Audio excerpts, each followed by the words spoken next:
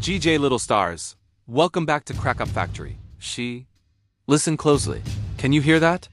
It sounds a little like tiny bells, a little like soft whispers on the leaves.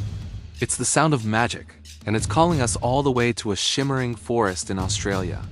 So snuggle up, get comfy, and let's journey together into today's gentle story. This is the koala who guarded the silver rain. Deep in the heart of Australia, where the eucalyptus trees stretched their arms up to touch the clouds, there lived a very special koala.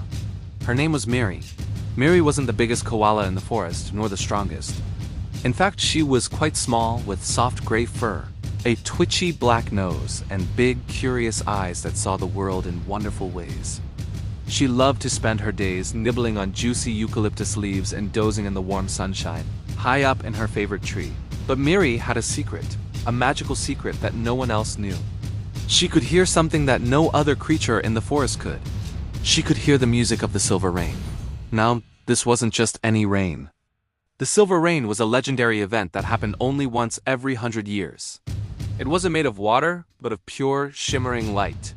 Its drops would fall like liquid diamonds, healing the earth, making flowers bloom in an instant, and turning the entire forest into a sparkling wonderland.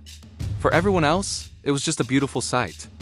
But for Miri, it was a song, a soft, chiming melody that she could hear in her heart long before it arrived. One sunny afternoon, as Miri was enjoying a particularly tasty leaf, she felt a strange shift in the air. The usual scent of gum leaves and warm earth was mixed with something else. Something hot and smoky. A low, rumbling voice echoed from the dry creek bed below. It belonged to Ignis, a greedy fire spirit. Ignis was made of crackling flames and swirling ash, and he craved power above all else.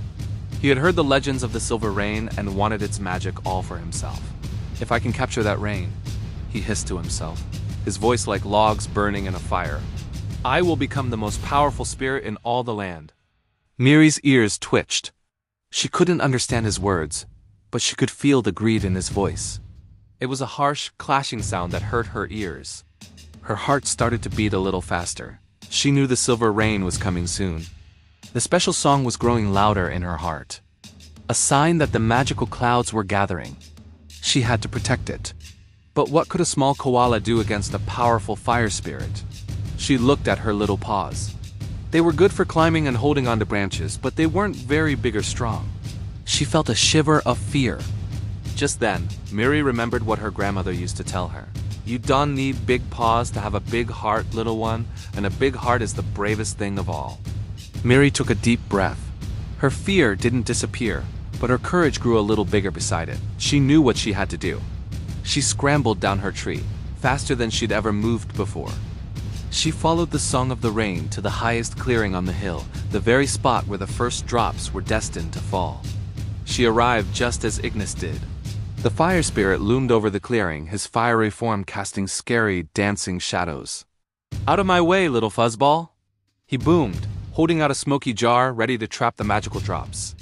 Miri stood her ground. She planted her 4 little paws firmly on the earth and looked right at the towering spirit. She didn't have claws of fire or a booming voice. All she had was her bravery. She puffed out her chest, trying to look bigger than she was, and let out a determined little squeak. Ignis just laughed, a crackling, cruel sound. "Is that all you've got?" he sneered. But just as he took a step forward, the first drop of silver rain fell. It landed right on Miri's nose, glowing with a soft, gentle light. Then another fell, and another. The sky opened up, and the beautiful, chiming rain began to pour down. It didn't harm Miri at all.